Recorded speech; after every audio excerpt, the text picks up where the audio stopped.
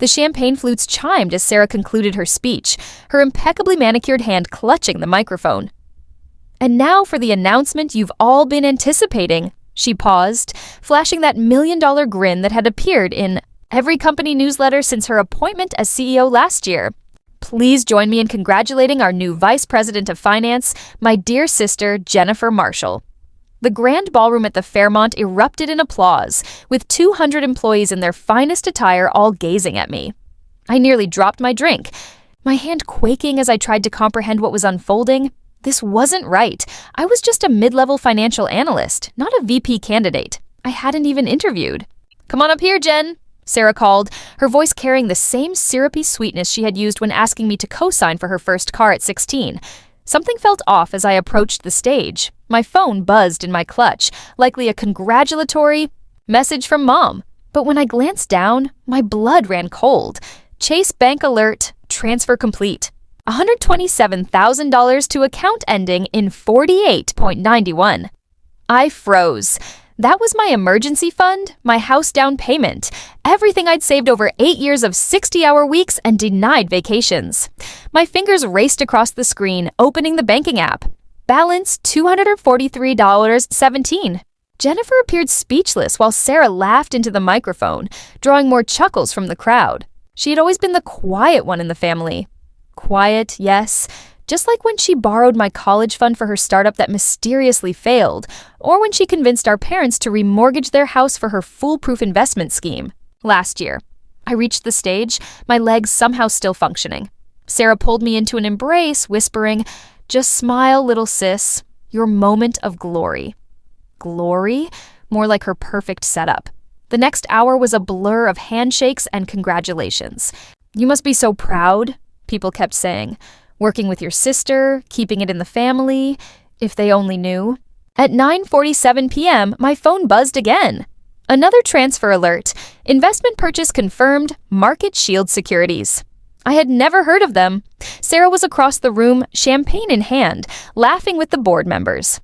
I watched her check her phone, noticing her smile widen slightly. 8 years in Morgan Stanley's forensic accounting division had taught me to recognize patterns, and this one was crystal clear. "Excuse me, Miss Marshall," a server appeared at my side. "There's a call for you at the front desk. They say it's urgent." I followed him through the crowd, past the slowly melting ice sculpture and the string quartet playing something classical and expensive. The hotel manager awaited me by his office, his expression grave. "Ms. Marshall, there are some people here to see you." He opened the door, and 3 figures stood inside. 2 men in dark suits and 1 woman in business casual with a laptop under her arm, all displaying FBI badges.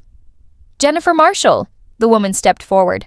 "I'm Special Agent Diana Torres, Financial Crimes Division. We need to discuss some irregular transactions flagged at Marcus Shield Securities." I almost laughed. "Let me guess, around $127,000 worth of irregularities?" Agent Torres raised an eyebrow.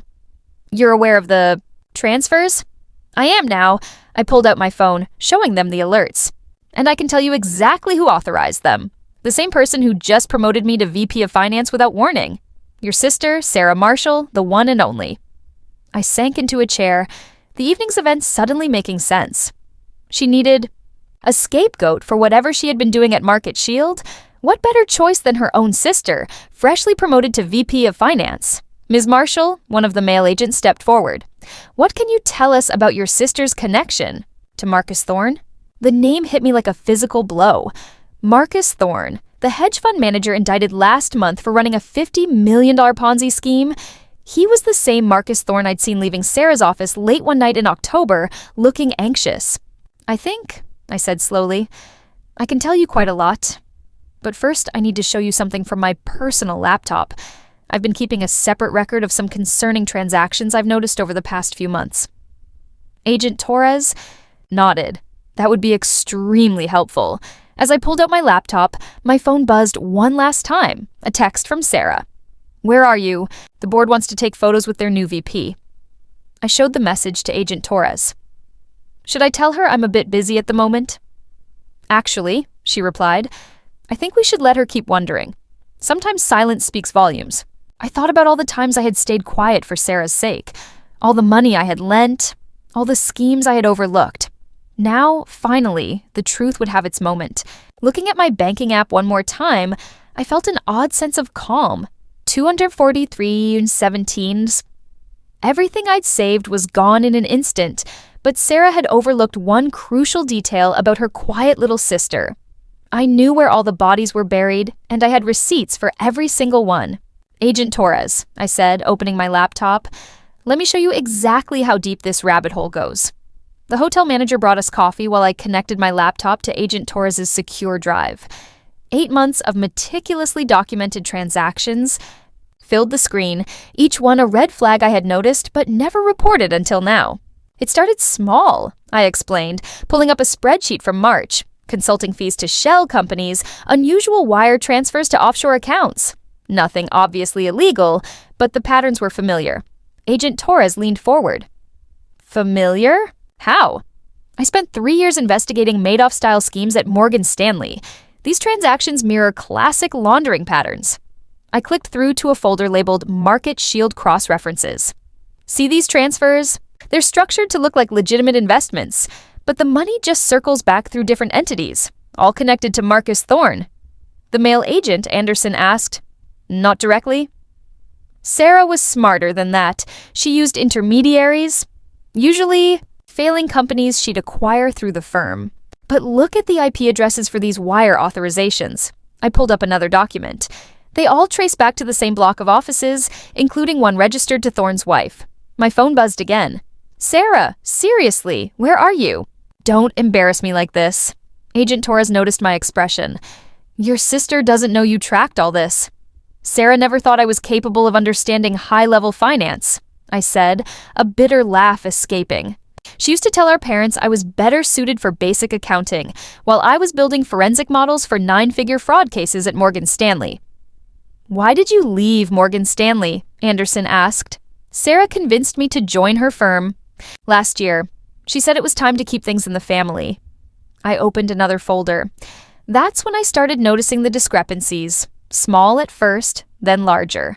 2 months ago, I began backing up everything. Torres studied the screen. These transaction patterns match Thorne's other known operations. But why empty your personal account tonight?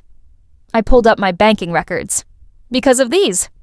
The screen filled with transfer notifications from the past week. Someone's been testing my account permissions, seeing if they could initiate transfers without secondary authorization. I changed my security settings yesterday, and tonight's promotion makes me officially responsible for all financial oversight. I showed them the company bylaws. As VP of Finance, I would have signed off on every transaction from the past year, including the ones connected to Thorne, Torres finished. Your sister was setting you up to take the fall while simultaneously stealing your savings so you couldn't afford decent legal representation. I closed my laptop.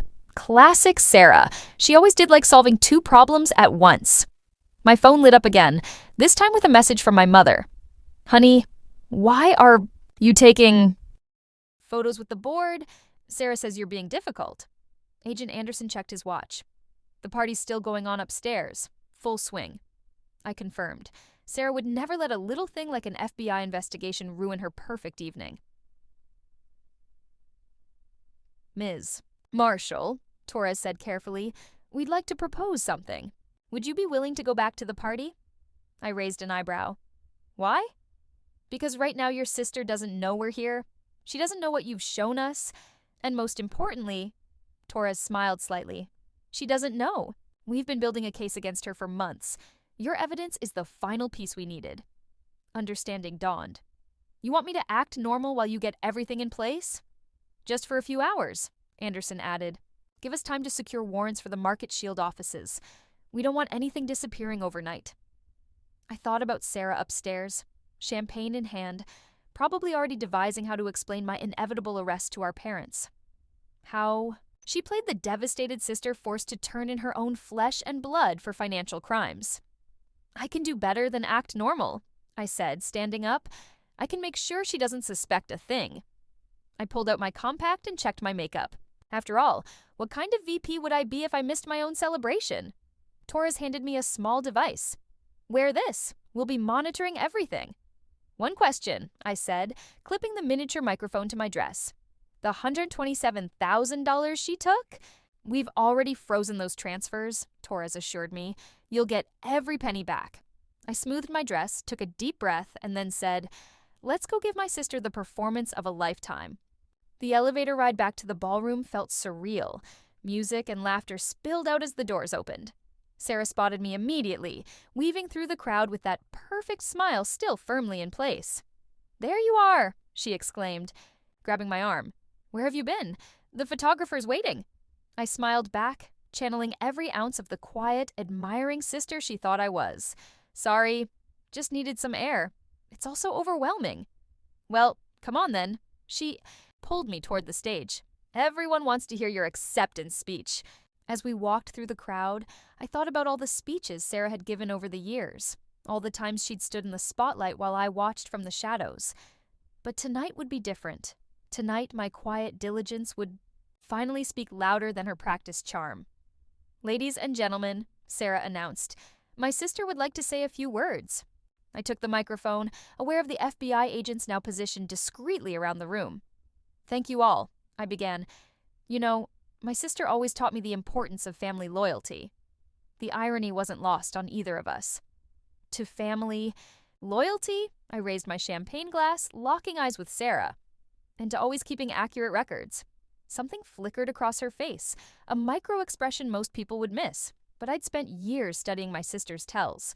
That slight tightening around her eyes, the almost imperceptible clench of her jaw. She knew something was off.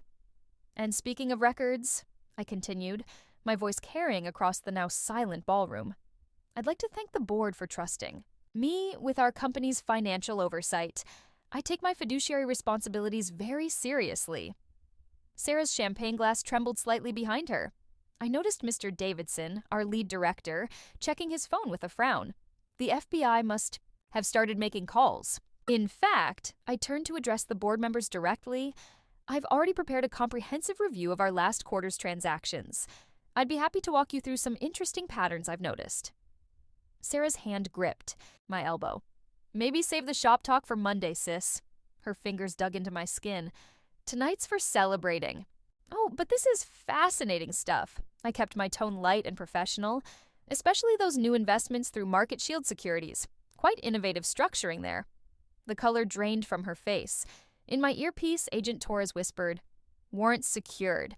Keep her talking." Speaking of Market Shield, I reached for my phone. I just got the most interesting alert about some transfers. "Jennifer," Sarah's voice cut through the air like a blade. "A word in private." Before I could respond, she was steering me toward her office, her perfect smile still in place, but her grip bruising. As soon as the door closed, that smile vanished. "What do you think you're doing?" she hissed. I perched on the edge of her mahogany desk, the same one our father had used before she forced him into early retirement. "Just discussing business, sis. Isn't that what VPs do?" "Cut the act." She stalked closer. "How much do you know about the shell companies, the circular transfers, or your little meetings with Marcus Thorne?" Her face went completely still. "You've been spying on me?" "No, Sarah. I've been doing my job, the one you never thought I was capable of handling." She laughed, but it held no humor. "You're an accountant, Jen, a basic number cruncher. You really think you understand what's happening here?" "I understand exactly what's happening. I pulled up my banking app just like I understand. Why you emptied my savings tonight? To ensure I couldn't afford good lawyers when everything fell apart." "That money was an investment," she snapped. "I was trying to help you, like you helped Mom and Dad invest their retirement. Or like you helped Marcus Thorne's investors." The mention of Thorne's name hit her like a physical blow.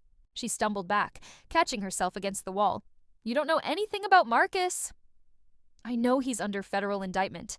I know his Ponzi scheme matches the exact pattern I've been tracking in our books." I held up my phone, showing her the latest alert from my banking app that the FBI just froze all transfers to Market Shield accounts. "You little..." The words escaped her lips in a whisper. "You went to the feds?" "Actually," I stood up slowly. "They came to me. Turns out I'm not the only one who's been keeping records." The door opened and Agent Torres stepped in, followed by 2 other agents. "Sarah Marshall, we need you to come with us." Sarah's eyes darted between them and me, that brilliant mind of hers obviously calculating odds, looking for angles. Whatever she told you, she's lying. I can explain everything." "I'm sure you can," Torres replied calmly. "You can start by explaining the $50 million in fraudulent investments you coordinated with Marcus Thorne. Or," I added, "you could explain why you promoted me to VP tonight. Was it before or after you realized the FBI was closing in?" "You're my sister," Sarah's voice cracked. "Everything I did for this family." "No," I moved toward the door. "Everything you did for yourself. You just expected family loyalty to clean up your mess." Agent Anderson appeared with handcuffs. Sarah's perfectly manicured. Hands shook as they secured them. "Jennifer, please don't let them do this. I'm your sister." I thought about all the times she had used that line, all the sacrifices she demanded in the name of family. "You're right, Sarah. You are my sister. That's why I kept such detailed records, because someone had to be responsible for the truth." As they led her out, I heard commotion from the ballroom. The party was ending abruptly. Board members, huddled in corners making urgent phone calls, employees whispering in clusters. "Ms. Marshall," Agent Torres touched my arm, "we'll need you to come in tomorrow for a formal statement." I nodded, watching Sarah disappear into the elevator between two agents. Her last look back at me wasn't angry or betrayed. It was something worse, confused, as if she genuinely couldn't understand how her quiet little sister had finally found her voice. My phone buzzed one last time, a notification from Chase. Fraudulent transfers reversed, $127,000 restored to account ending in 7729. I smiled, thinking about Sarah's words from her promotion speech just hours ago. Family is everything in business. She was right about that part. She just never expected family to be her undoing. The headlines broke the next morning. CEO arrested in $50 million investment fraud. Sarah's perfect smile stared out from her corporate headshot, now plastered across every financial news site. Beneath it, smaller sister's evidence key to FBI investigation. I sat in my apartment watching the sun rise over downtown Austin while reporters flooded my voicemail. The Wall Street Journal wanted an exclusive. CNBC requested an interview. Bloomberg suggested a feature piece. I ignored them all, focusing instead on the email from Agent Torres. "Board meeting emergency session 9 a.m. Your presence requested as acting CFO, given your role in uncovering the fraud. They're confident in your oversight during transition." My mother called at 7:43 a.m. I let it go to voicemail. "Jennifer, please call us. We don't understand. Sarah says there's been a terrible misunderstanding. She would never. She's your sister, honey. Family doesn't do this to family." I deleted it without responding. An hour later, my father tried, "Princess, whatever Sarah did, we can fix. This as a family. She made some mistakes, but destroying her life isn't the answer. Call me back." Destroying her life? Not a word about the lives she destroyed. The retirement accounts emptied, the investors ruined. Just like always, Sarah was the priority. At 8:45, I walked into our corporate headquarters, the same building where yesterday I had been just another analyst. Security nodded respectfully. They'd clearly been briefed. The elevator ride to the executive floor felt different now. No more badge required. The boardroom was packed when I arrived. Directors, lawyers, crisis management teams. Mr. Davidson stood as I entered. "Ms. Marshall, thank you for coming." He gestured to the chair Sarah usually occupied. "Please." I sat down, aware of every eye on me. Someone had placed a copy of the Wall Street Journal on the table. Sarah's face staring up at me. "The situation is obviously delicate," Davidson began, "but your handling of the investigation has impressed everyone. We'd like to offer you the position of Chief Financial Officer, effective immediately. The board feels having you at the helm will help restore investor confidence." I looked at the offer letter he slid across the table. The salary was 7 figures. Corner office included. "There's one condition," I said, not touching the paper. Davidson raised an eyebrow. "Yes?" "A full audit by an independent firm. Every transaction for the past 5 years, not just Sarah's tenure. No exceptions." The room shifted uncomfortably. Tu continued, "Because Sarah didn't build this scheme alone. She had help, inside help, and I want every single person involved, identified and held accountable." "That could be disruptive," one of the directors warned. "More disruptive than federal indictments?" I met his gaze steadily. More disruptive than what's coming when Thorne starts naming names? Silence fell in the room. Davidson cleared his throat. Full audit, agreed. Anything else? Yes, I finally picked up the offer letter. I want my father's retirement package restored, the one Sarah convinced him to forfeit when she took over, plus back pay with interest. Done, he replied without hesitation. I signed the letter, feeling a sense of empowerment wash over me.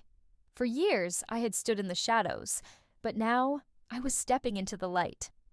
That evening, I drove to my parents' house in Westlake Hills, the same house Sarah had persuaded them to mortgage for her so-called investment opportunity last year. I found them in the kitchen, looking older than I remembered. Oh, Jennifer. Mom started crying immediately. How could you do this to your sister? I set my briefcase on the counter and took a deep breath. I brought something you need to see. Inside were documents. Hundreds of pages detailing exactly what Sarah had done with their mortgage money, their retirement funds, and the loans they had given her over the years. Bank statements, transfer records, all leading to offshore accounts. In her name. She was buying houses, I explained quietly.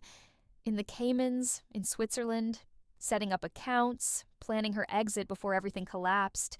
She knew it was coming. Dad's hands shook as he read through the documents. But she said she was investing it, growing our retirement. She was growing something, I agreed. Just not for you.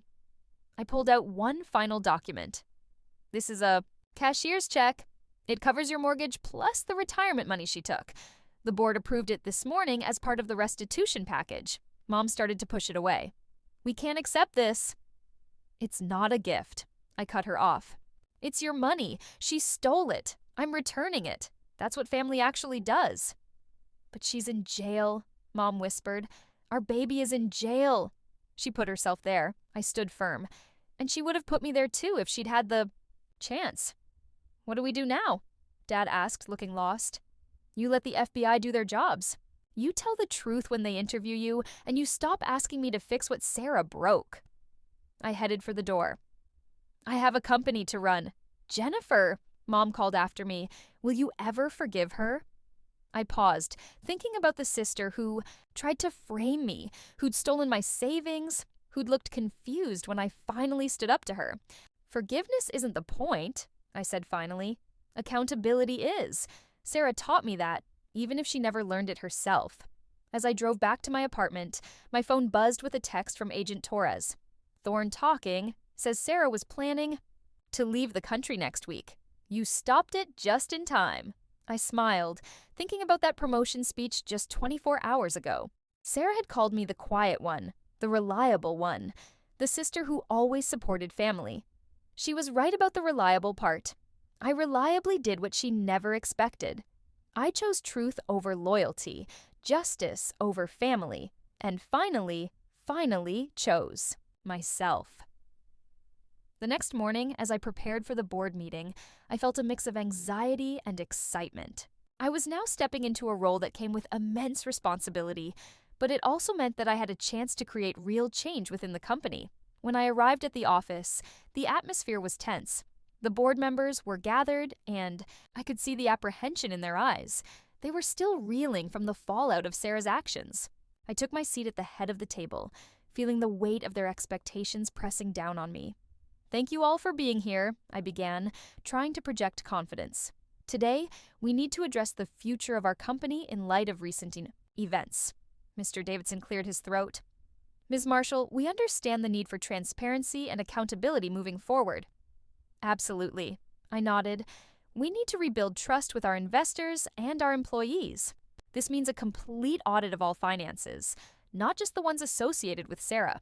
We need to ensure that no other irregularities exist. There were murmurs of agreement around the table, and I felt a surge of hope. This was a new beginning, not just for me, but for the entire company. We also need to implement stricter oversight and compliance measures, I continued. This will prevent any future misconduct and ensure that we adhere to ethical standards. As the discussions progressed, I could see the board members beginning to rally around my ideas. They were acknowledging the need for change and were willing to support me in this journey. By the end of the meeting, we had outlined a plan to restore the company's integrity and to reassure our investors. As I left the boardroom, I felt a sense of accomplishment. I was reclaiming my place in the corporate world, and this time it was on my terms. That afternoon, I received a call from Agent Torres. "Jennifer, I wanted to update you on the investigation. We're moving forward with charges against Sarah and her associates. Your evidence was crucial." "Thank you for keeping me informed," I replied, feeling a mix of relief and sadness. "I know this must be difficult for you, but you did the right thing," she said. "You took a stand when it mattered most." I nodded, even though she couldn't see me. "I know, it's just hard to reconcile everything." "Give it time," she advised. "You're stronger than you realize. You'll find your way." As I hung up, I looked out at the city skyline, feeling a renewed sense of purpose. I was ready to face whatever challenges lay ahead, not just as Sarah's sister, but as Jennifer Marshall, the new chief financial officer who would ensure that the truth prevailed.